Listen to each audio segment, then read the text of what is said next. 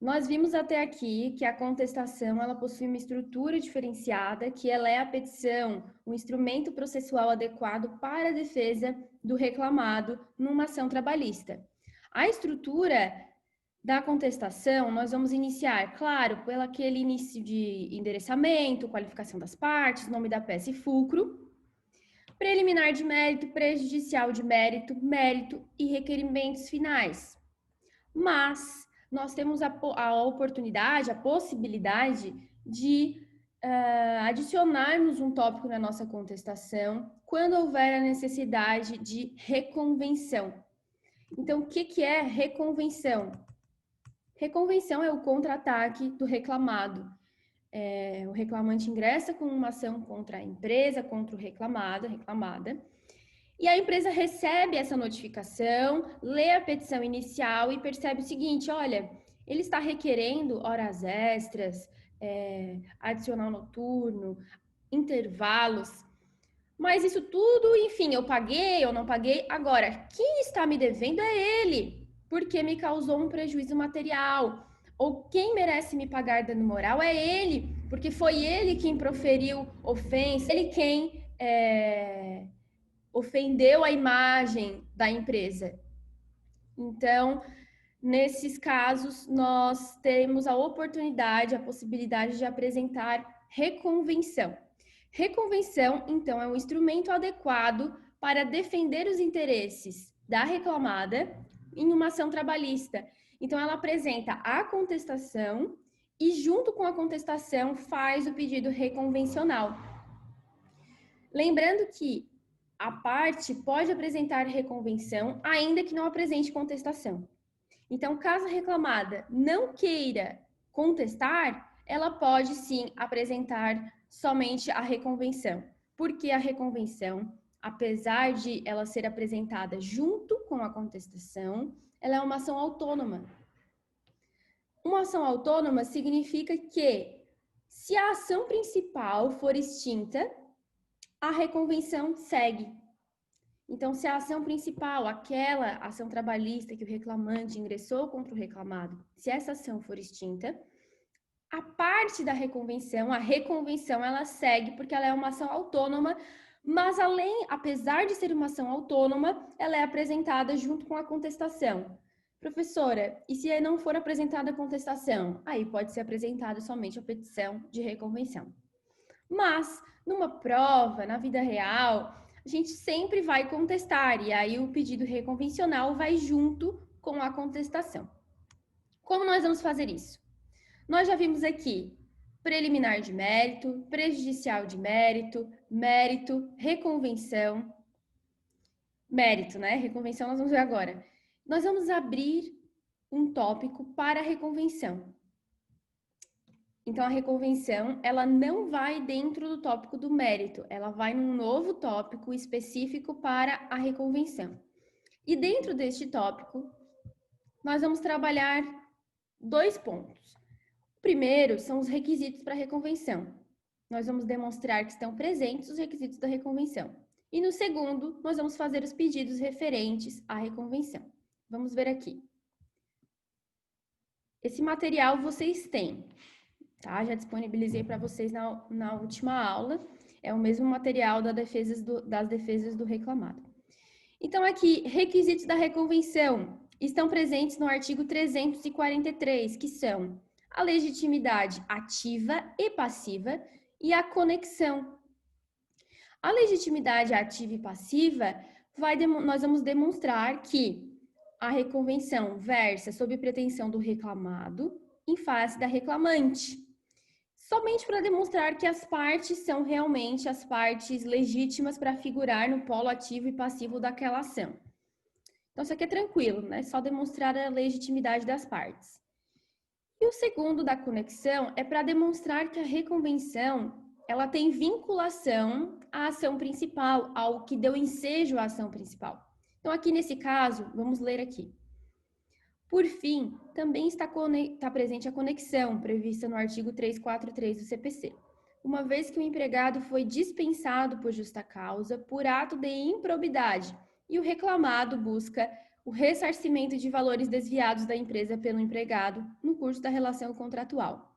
Então, aqui nós temos uma situação de dispensa por justa causa, o empregado ingressou com ação contra a empresa e a empresa está fazendo reconvenção para buscar o ressarcimento dos valores desviados. Então, existe uma conexão sobre o fato que gerou a ação principal e o fato que está gerando essa reconvenção. Precisa ter relação, tá? Conexão, para que possa ser feita por meio de reconvenção. A reconvenção, ela pode ser proposta contra o próprio autor e também contra terceiros, caso tenha ali uma situação de litisconsórcio. Superados esses requisitos da reconvenção, nós entramos no pedido reconvencional. Vamos fazer um tópico para requisitos da reconvenção e um tópico para pedido reconvencional. No pedido reconvencional, nós vamos fazer aquilo que vocês já estão acostumados. Nós vamos fazer um parágrafo falando do fato, ou 2 parágrafos, né? Mas nós vamos escrever aqui do fato. Eu não vou escrever aqui, tá, gente? É muito ruim aqui. Fato. Depois, nós vamos falar do direito.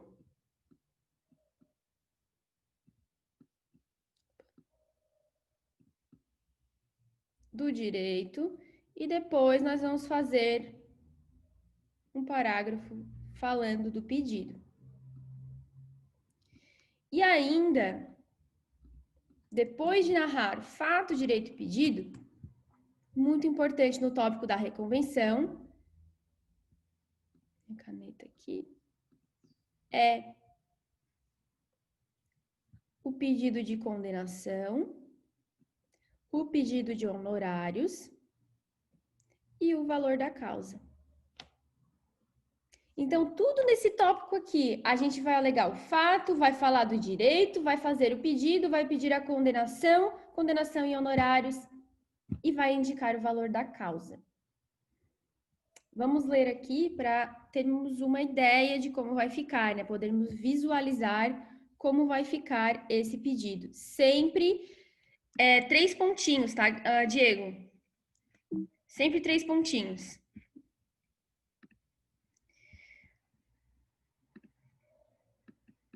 Vamos ler aqui. No curso da relação contratual, o reclamante reconvindo desviou da empresa para sua conta pessoal a importância de R$1 milhão. Encontram-se, aqui falou do fato. Encontram-se presentes os requisitos da responsabilidade civil previstos no artigo 186 e 927 do Código Civil, que compreendem culpa, dano e nexo.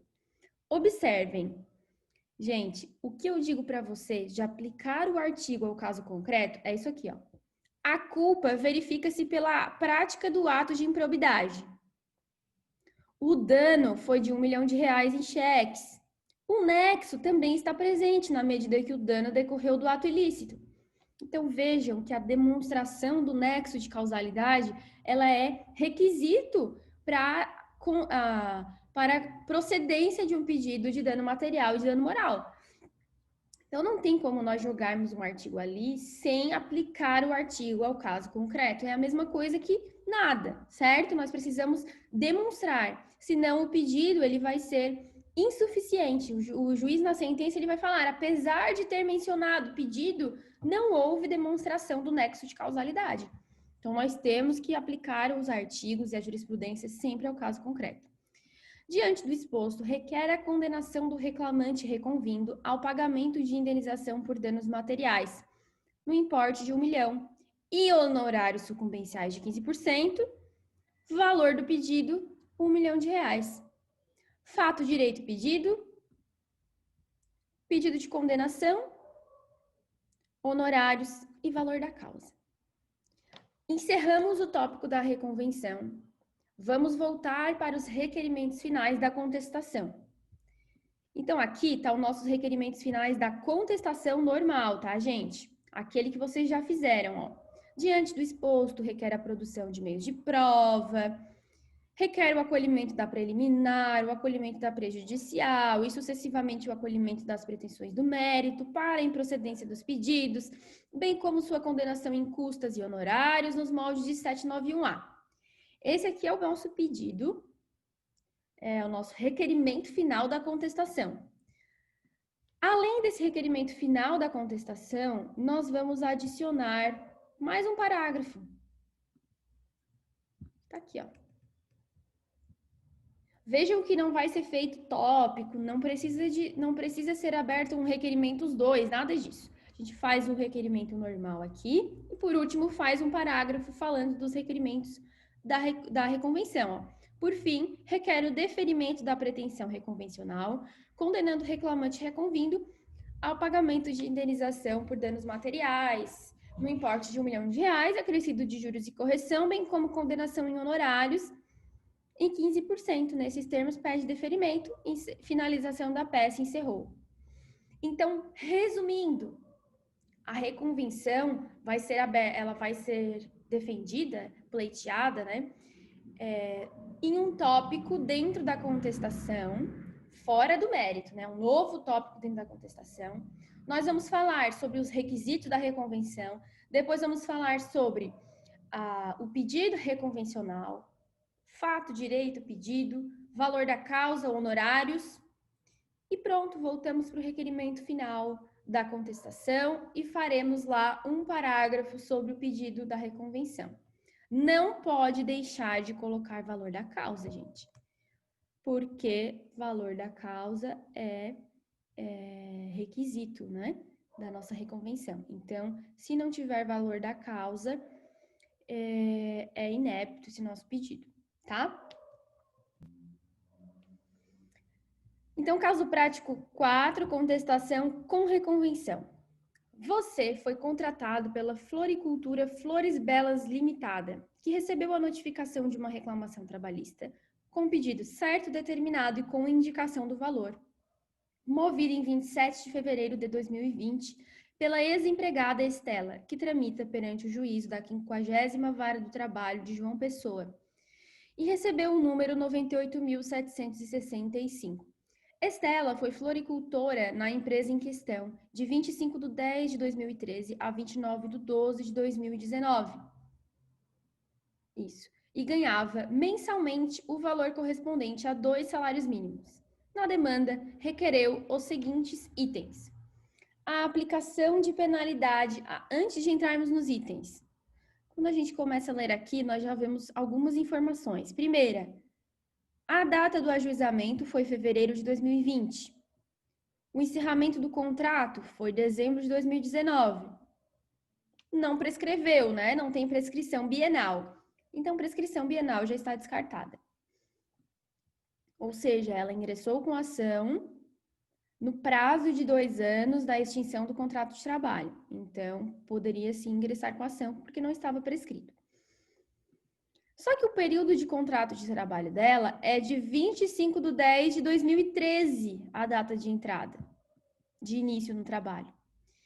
E a ação trabalhista foi movida em 27/2/2020. Nós sabemos que a prescrição quinquenal, ela afeta as verbas trabalhistas, os créditos trabalhistas anteriores a 5 anos para trás do ajuizamento da ação. Então, nós vemos aqui que haverá uma prescrição quinquenal, que é uma prejudicial de mérito, porque prescrição quinquenal resolve o mérito, né?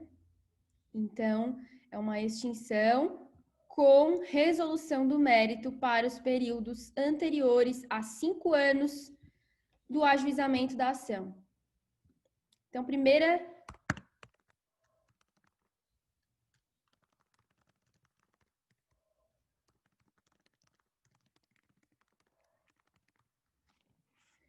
ponto que nós temos aqui, prejudicial de mérito da prescrição quinquenal.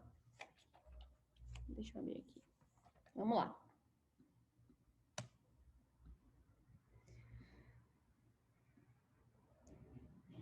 Então, na demanda, ela requereu os seguintes itens. Primeiro, a aplicação de penalidade criminal combinada no artigo 49 contra os sócios. Penalidade criminal. O que é uma penalidade criminal? O que a gente vai alegar aqui? O que vamos alegar quando o reclamante requer a aplicação de penalidade criminal? Pergunta para vocês.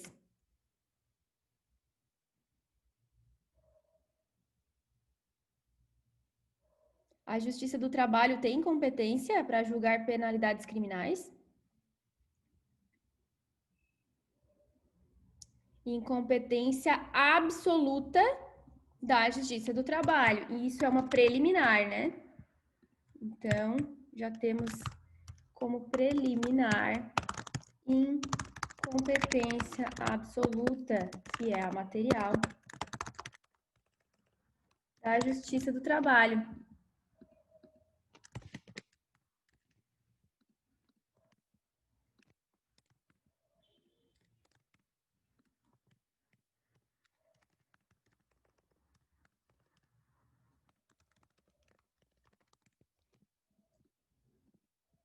Pagamento de horas extras com adição de 50%, explicando que cumpria a extensa jornada de segunda a sexta, das 10 às 8, com intervalo de 2 horas para refeição e aos sábados, das 16 às 20 horas. Então, ela requereu horas extras. Será que tem direito a horas extras? Vamos ver. Ela entrava às 10, saía às 8 horas da noite. Então, 10, 11, meio-dia, 1, 2, 3, 4, 5, 6, 7, 8. 10 horas de trabalho, menos 2 horas de intervalo, jornada de 8 horas diárias. Mas ela também trabalhava aos sábados, das 4 às 8. Então, das 4 às 8, mais 4 horas, com 40 horas semanais, fecham 44 horas semanais. Então, a jornada diária e a semanal estão ok, portanto, não há. As horas extras são indevidas. Ou das horas extras não realizadas, das horas extras indevidas. Como vocês preferirem. Vamos ver se tem mais algum tópico do mérito. O pagamento da multa do artigo 477, parágrafo 8º da CLT, porque o valor das verbas resilitórias somente foi creditado em sua conta 20 dias após a comunicação do aviso prévio concedido na forma indenizada, extrapolando o prazo legal. Então, o que aconteceu nesse caso específico? A reclamante, ela está reclamando porque quando ela foi demitida, ela recebeu o aviso prévio de forma indenizada e não trabalhada. E o pagamento da rescisão foi 20 dias após a comunicação do aviso prévio. E ela está dizendo que deveria ter sido observado o prazo de pagamento de 10 dias das verbas rescisórias. Nesse caso, gente, nós temos que saber sempre que o período de aviso prévio, seja ele trabalhado, seja indenizado, ele integra o contrato de trabalho para todos os fins. Para todos os fins. Então, se o prazo para pagamento das verbas rescisórias inicia após o término do contrato de trabalho, esse prazo começa a correr após o período de aviso prévio, porque o aviso prévio é contrato de trabalho, mesmo que seja indenizado. Certo? Então, esse pedido aqui é indevido, esse pedido de multa, tá? Da multa indevida.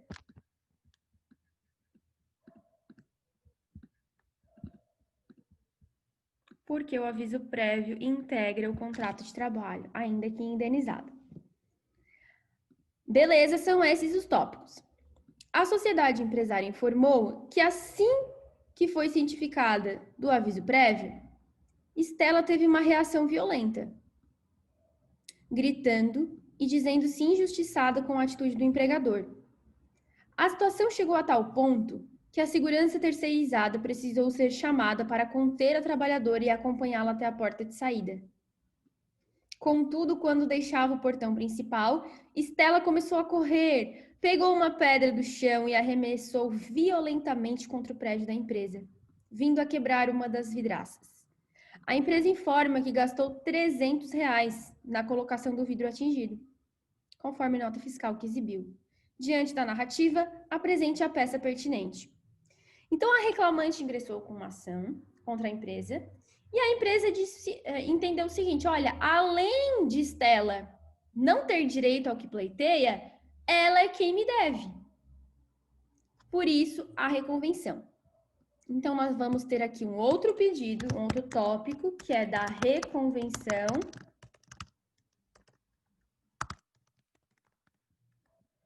Da reconvenção. E aí, a gente vai fazer um tópico aqui para os requisitos da reconvenção. E vamos fazer um tópico para pedidos da reconvenção. Então, no tópico dos requisitos da reconvenção, nós vamos incluir aqui a legitimidade das partes e a conexão. Vamos demonstrar por que há conexão entre a reclamação e a reconvenção. E nos pedidos da reconvenção, nós vamos narrar os fatos, o direito, o fundamento, né? E o pedido. Vamos indicar também valor da causa, honorários e valor da causa. E depois nós vamos para o último tópico da nossa contestação com reconvenção, que são os requerimentos finais. E aí nós vamos fazer um parágrafo sobre requerimentos finais da contestação. E também um último parágrafo de requerimentos finais da reconvenção. E por fim, finalização da peça.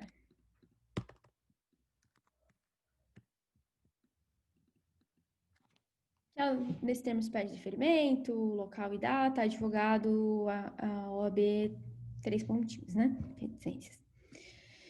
Então, essa vai ser a estrutura da nossa contestação com reconvenção. Depois vocês vão localizar aqui as teses, os artigos, mas a maioria deles nós já fizemos, né? Então não será nenhum mistério para vocês, tá? Qualquer dúvida, gente, vocês podem me procurar. Eu sei que muitos não estão fazendo a peça no horário da aula, e aí podem me mandar mensagem durante a semana, sem problemas, que eu respondo e tiro as dúvidas pertinentes ao caso, ao direito material, que eu sei que surgem bastante dúvidas, e também a própria escrita da peça. Mas esse material que eu disponibilizei é excelente e vai ajudar vocês na escrita sempre, tá?